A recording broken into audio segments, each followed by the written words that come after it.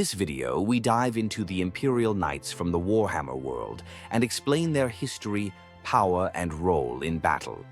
The Imperial Knights, or Questor Imperialis in High Gothic, are piloted combat walkers serving the Imperium and sometimes the Adeptus Mechanicus. Each knight is controlled by a single human warrior from a feudal aristocracy spanning the galaxy. Smaller than titans but still formidable, these war machines stand 9 to 12 meters tall, protected by ion shields and armed with powerful weaponry. Knights fight in squadrons, using their size and strength to crush tanks and infantry alike. More than just war machines, knights are ancient relics.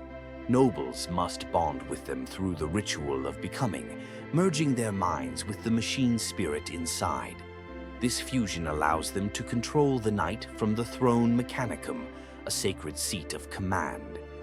Originally created to protect early human settlers, knights still uphold their duty, defending their homeworlds and the Imperium.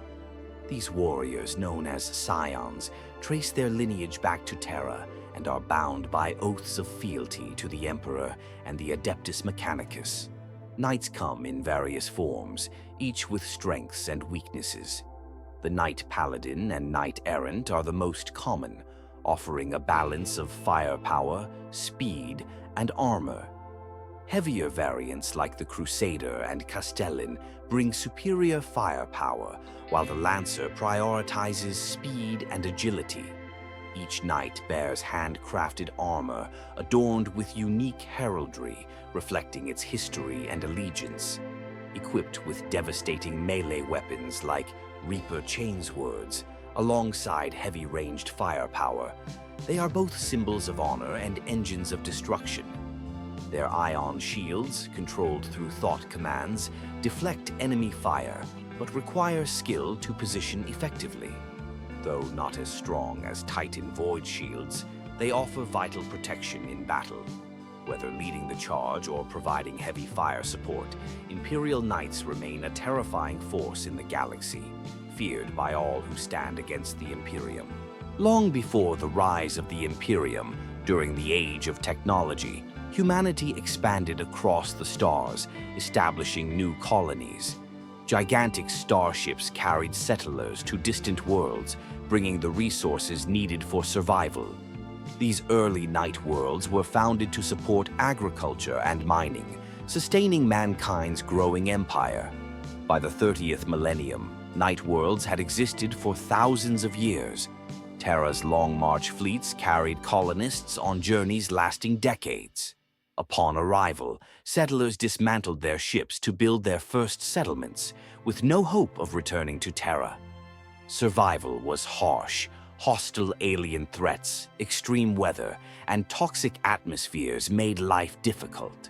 To defend themselves, settlers were equipped with standard template construct exoarmor, which evolved into the first knights. These bipedal war machines, protected by plasteel armor and armed with heavy weapons, became essential for survival.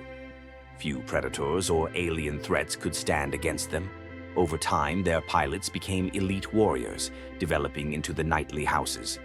The Throne's Mechanicum, which allowed pilots to control their knights, gradually altered their minds, shaping them into feudal warriors. Plasteel armor was replaced with adamantium, making them more formidable. Their roles shifted from labor to governance and warfare, delegating mundane tasks to lesser ranks. Living in tall strongholds, these nobles saw themselves as protectors of their people, bringing order to their worlds. Their martial traditions and unwavering duty made them a key part of human society during the Age of Technology. The Age of Technology collapsed into ruin, leading to the Age of Strife, a time of war, isolation, and devastation.